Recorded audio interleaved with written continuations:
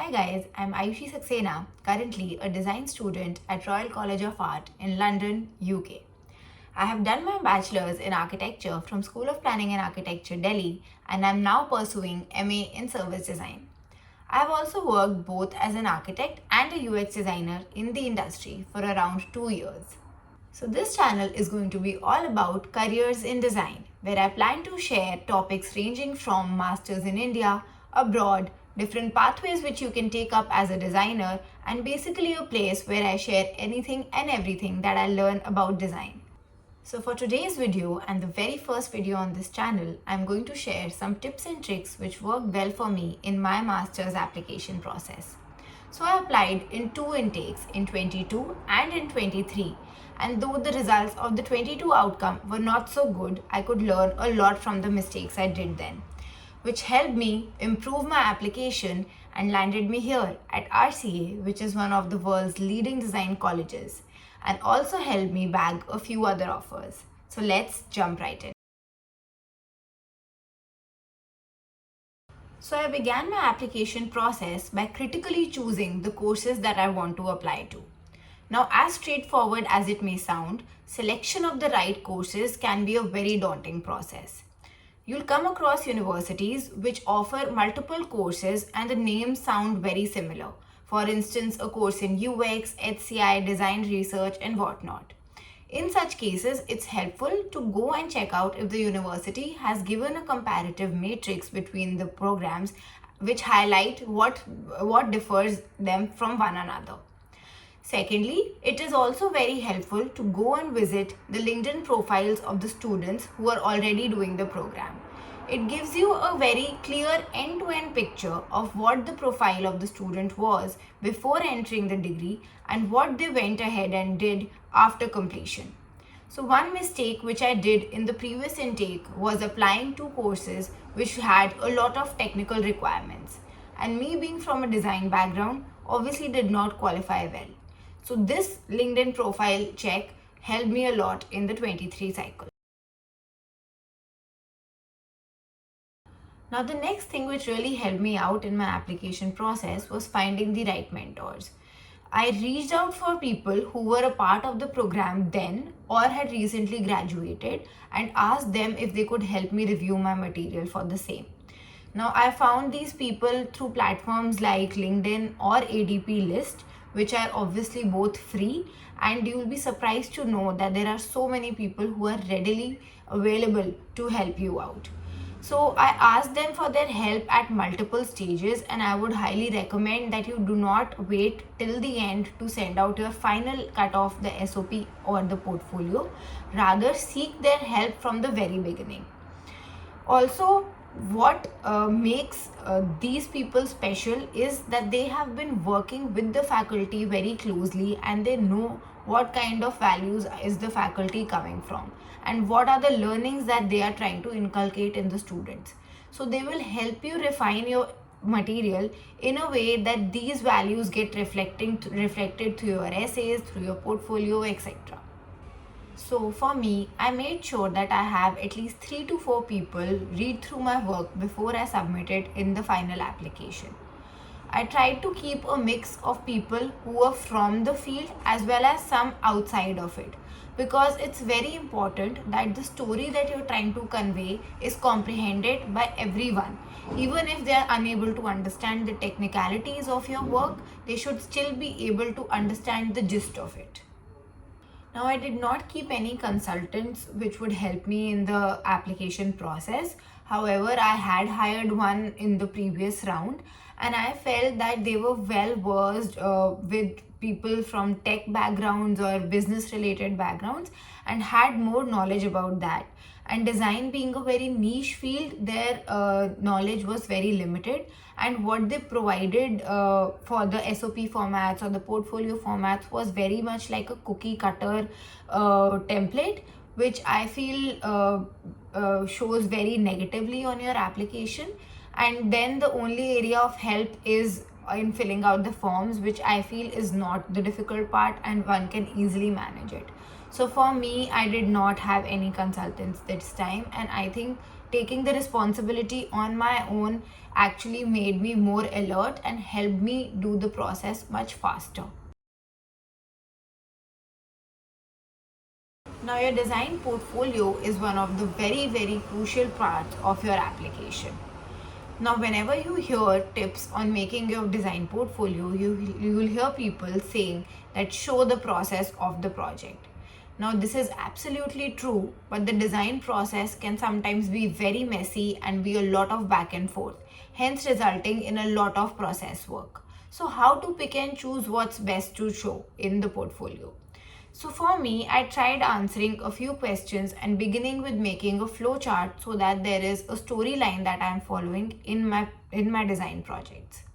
I started with answering that what were the constraints or the fixed parameters for the project and what was the design brief about and what larger problem was it solving.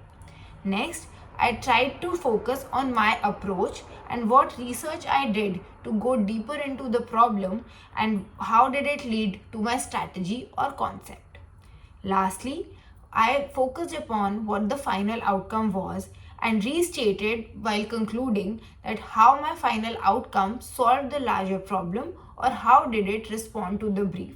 So it's very important to have an intro to the project, a body of work, what you did, and a conclusion of how your work responded to the problem. So for my portfolio, I tried to have a wide variety of projects ranging from some research work to design projects, some group work, as well as some individual design projects. And I had also included some professional work in it. Now, how this helped was that it allowed the reviewers to see that I have a wide variety of skill sets and I can apply my mind in different kinds of projects differently. Hence, there is very less use in showing the same process or the same kind of case study again and again in your portfolio. I would also recommend you to include some workshop or some self-initiated projects in the portfolio because it shows that you went ahead of what was required for you to do and went that extra mile to achieve some new skills. So your SOP is that part of the application where your skills as a storyteller should absolutely shine through. So how I went about structuring my SOP was that I first thought of an ultimate goal which I would like to achieve in my career. Then I picked out the learnings from each of my past experiences which have added up to that goal and how this degree would be like another stepping stone and would help me go a little closer to that career goal. Now this aim should not be something that appears to be out of the blue. It should be something that is well connected with all your past experiences and should be an add up of whatever you have been doing and whatever this degree is contributing to. So coming to the next thing, which is the letter of recommendations or LORs, which you will have to ask for from your faculty or your ex-bosses or people whom you have worked with. Now, the only very important tip that worked for me in this cycle was asking for the LORs well in time. So what happens many times is that there are so many students applying for masters that especially the faculty gets booked out well in advance. So when they commit to 3 to 4 students beforehand, then it's very difficult for them to focus on newer students who ask them for the letters. So I would say anywhere in about July or August, just ask the people whom you want the recommendations from so that they have committed to you that they are going to write you the letters. Also, it's very important to discuss about your program with your recommenders so that they have some clarity of what kind of values do they need to talk about in the letter and what is the program intended towards. So have that conversation with them and have it well in advance. So one thing which I really struggled with when I started preparing material for my application was that where do I begin with? What format should I follow for my portfolio? How many pages should it be like? What should be the word limit of my SOP? So on and so forth. So I would recommend picking one course which is of either your topmost priority or has the earliest deadline and then tailoring all the application materials as per its requirements. Then once you have that in place, start iterating it for the other programs, and when you make each iteration, you will obviously keep on improving on the previous one. So what happens is that when ultimately you are starting to revise your material, and when you come back to your first application, you already have a lot of better versions, and then you are able to put your best foot forward in your topmost priority college. So now most universities, especially for design related courses, do not have a mandatory work experience requirement, and they take people from zero work ex years to people who have a lot of work experience as well. But in my opinion, I think the 1 year of added work ex from 22 to 23 really improved my entire application. Not only does a year of work ex add to the number of years on your CV, but also it gives you some professional projects to add to your portfolio, which have some on ground real impact. So it enhances the quality of projects. Then it gives you the ability to get some professional LORs, which can talk about how you work in a collaborative setup. So highlighting your teamwork skills, which is again very, very important. And relevant and related work experience also makes you surer that the degree that you're going to pursue is something that fits you well. So I think all these parameters make WorkX very relevant to your master's application. So in case of having lesser number of years for WorkX or having no WorkX at all, there are some mandatory internships that all of us have been a part of as part of our undergraduate degrees, or any voluntary work that we have taken up. So it's always good to mention things which were not a must do for you, but which you did beyond and above what was required. So for instance, for me, I had actually collaborated with one person who was trying to work on a startup idea, and I helped him make his business decisions a bit, and also some of the design work for the pamphlets, etc. is what I was involved in, and I talked about it in my application. So even though I did not have any experience of working in a proper startup, but this gig added value to my entire application, because it was something that I did extra on my part. So picking such instances from whatever you have done since college is very important, and it highlights what different skill sets you possess.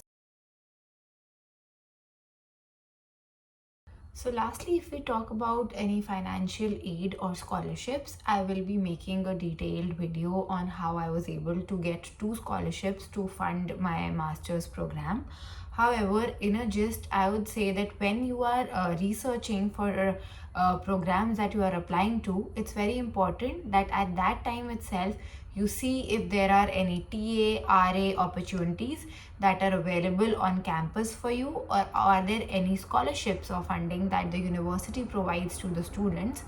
And I would highly recommend that apply to only those universities which either give you a funding or you will be able to afford, because there is no point wasting the time and effort and the application fee on colleges which you will not be able to afford ultimately. So do this research beforehand, and it will come very handy to you, and it will also save you a lot of application fee costs. Additionally, in the UK, there are a number of universities which do not have any application fees. So consider applying to those when you are doing your applications, and it will save you the initial upfront costs. So with this, we are at the end of the video, and just a disclaimer that these tips and tricks were very beneficial for me, and all of them may or may not be useful for all of you aspiring students. However, I hope these could benefit you in some way or the other, and I hope for the very best in your application journey. And lastly, the most important is, do not stress out, do not wait till the last day to submit your application. Do it well within time to save the stress of the last minute submission. And yeah, All the best.